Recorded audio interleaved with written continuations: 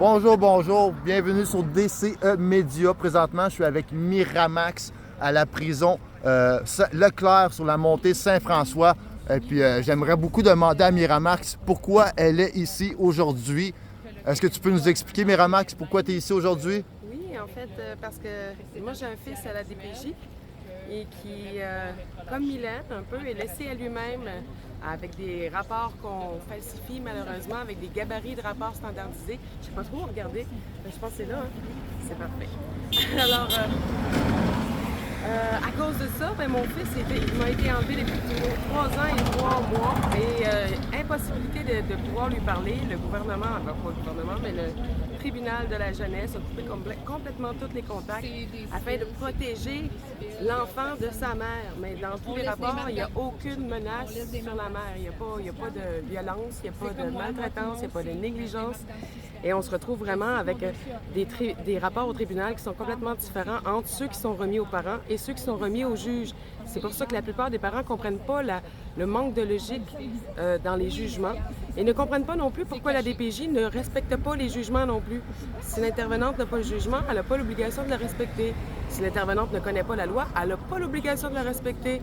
Sauf que dans les 10 premières lois de la LPJ, P34-1, les 2 premières pages ne sont jamais respectées et pourtant, dans les 2 premières pages, c'est très important, il est inscrit que le temps pour un enfant est beaucoup plus long que pour un adulte et que la durée de l'aide du gouvernement pour la DPJ doit être de durée temporaire, alors que dans toute la procédure de A à Z, les procédures nous amènent à ce que ça soit pas temporaire, mais permanent.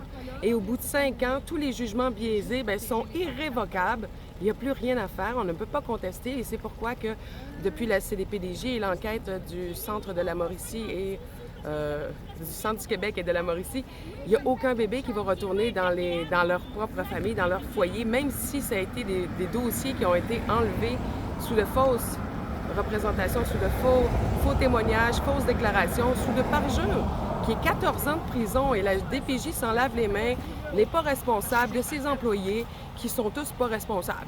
Fait que ça fait que mon enfant, il n'y a aucun contact avec sa mère, les liens sont brisés, on appelle ça un vol relationnel. Je ne sais même pas si un jour je vais être capable de renouer le lien qui a été brisé. Mon fils a 8 ans. Et Mylène, ce qu'elle a vécu, c'est un peu la même chose. Beaucoup de gens la jugent en disant « elle aurait dû le dire à ses parents, elle aurait dû… » Mais comment aurait-elle pu le dire à ses parents? Si lorsque vous êtes en centre de réadaptation et qu'on ne vous permet même pas une visite par mois avec vos parents d'1 heure et que si vous entamez une conversation comme celle-là de vos abus que vous recevez en centre ou peu importe ce que vous avez vécu, si vous essayez de discuter avec vos parents, ils vont mettre fin à la rencontre immédiatement. Alors, comment elle aurait pu en parler à ses parents à l'époque? Puis la plupart des gens ne comprennent pas qu'un traumatisme, ça s'accumule dans la vie, par-dessus d'autres traumatismes qui viennent. Alors, pour quelqu'un qui a une amnésie traumatique, c'est parce qu'il y a eu beaucoup, beaucoup de traumatismes. Et à la longue, si on ajoute des traumatismes par rapport à ça, c'est que les premiers traumatismes sont oubliés comme étant un rêve. Est-ce que je l'ai vraiment vécu ou je ne l'ai pas vécu? Mais c'est pourtant réel. Le traumatisme, on le voit. Mylène Hébert est en elle-même une preuve de maltraitance, de négligence à la DPJ. Et c'est inhumain ce qu'on est en train de lui faire vivre. On la traite d'avoir fait de la diffamation, alors que ce n'est pas de la diffamation. C'est qu'elle aurait dû être entendue, son dossier aurait dû être enquêté et aucune enquête n'est actuellement en cours. Il n'a jamais été fait. Et il y a eu des enquêtes faites, comme le dossier Scorpion, qui doit être réouvert. C'est simple. Mylène, elle a des exigences qui sont parfaitement honorables. Elle veut justice pour elle et ses enfants, parce qu'actuellement, les enfants, elle ne les voit pas. Ouais. Alors donc, je connais pas toute l'histoire de Mylène, mais quand je regarde qu'est-ce qu'elle dit, comment elle le dit, je ne peux pas reprocher à une personne d'avoir oublié des traumatismes parce qu'elle en a reçu 100. Excellent, excellent. Je te remercie beaucoup.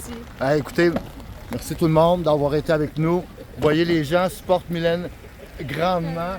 On vient à la pluie battante pour la supporter. Miramax, c'est une personne qui est très connue dans les mouvements de la DPJ à la défense des parents et des enfants qui sont victimes de la DPJ. Je vous invite à aller voir sa page présentement, moi, je vais fermer mes appareils. Puis je vous dis au revoir et à la prochaine.